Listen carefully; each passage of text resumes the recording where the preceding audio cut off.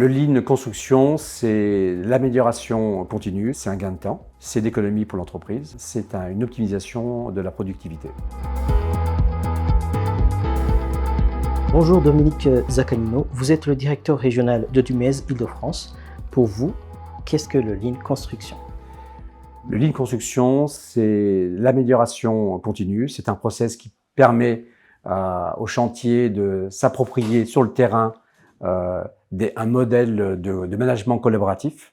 C'est la capacité à l'ensemble des équipes à gérer elles-mêmes une problématique et non pas un outil qui sera plutôt, on va dire, géré par le conducteur de travaux, le manager. Concrètement, qu'avez-vous mis en place pour développer le Lean Construction dans votre organisation? On a commencé dans les années 2007-2008. Au sein de Dumez, on a mis ça en place depuis une dizaine d'années.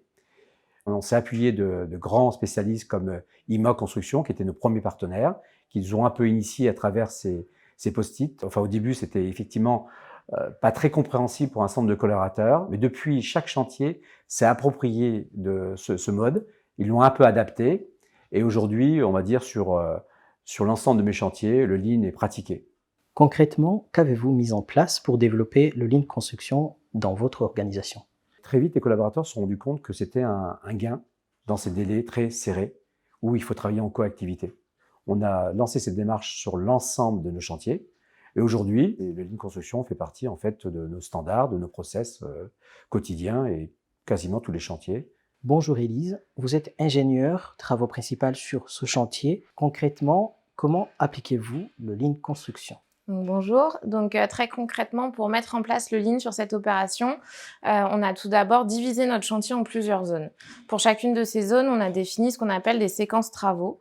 Chaque séquence reprend l'enclenchement et l'ordonnancement de chaque tâche à réaliser. L'ensemble de ces séquences travaux donne lieu à ce qu'on appelle un planning chemin de fer. Au quotidien, pour utiliser ce planning chemin de fer, on se réunit toutes les semaines, donc le jeudi matin, avec l'ensemble des entreprises sous-traitantes.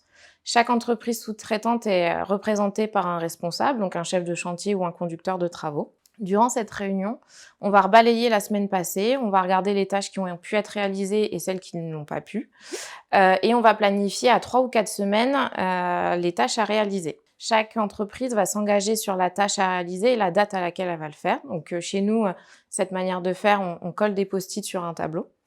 Cette méthodologie nous permet donc d'anticiper l'ensemble de nos tâches sur à peu près un mois et ça nous permet donc de fiabiliser les effectifs, donc la main-d'œuvre, également de prévoir le matériel et les matériaux nécessaires. Ça nous permet également que chaque entreprise sous-traitante nous donne ses points bloquants pour intervenir. On dresse également un deuxième tableau où on liste l'ensemble des points bloquants. Pour chaque point bloquant, on va définir l'action à mener pour solder ce point et également le responsable. Donc ça permet d'impliquer chacun des sous-traitants dans la résolution de ces points bloquants et on va également mettre en face de ça une date à laquelle ce point doit être soldé.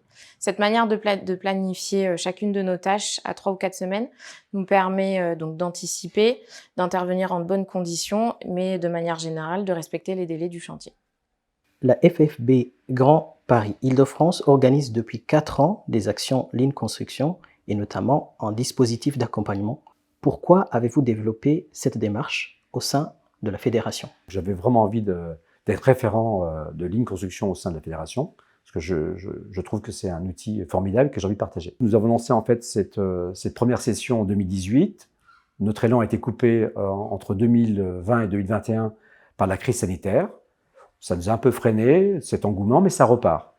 On a eu le temps de former quand même 25 entreprises où les effectifs varient entre 6 et 65, ça veut dire génie climatique, peinture, revêtement de sol, revêtement dur, etc. Concrètement, qu'est-ce qui a été mis en place? Quels sont les retours des entreprises formées?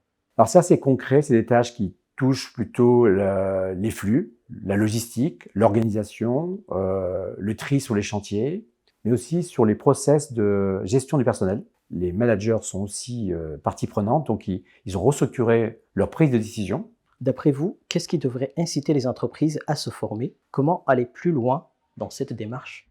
C'est un fruit de gain ou de maîtrise des délais qui est hyper important si vous voulez travailler dans des sites contraints et en coactivité. C'est une formation qui dure à peu près une semaine. Bien sûr, pour pouvoir bénéficier de cette formation, il faut être adhérent à la Fédération du Grand Paris. Vous êtes un directeur d'une grande entreprise.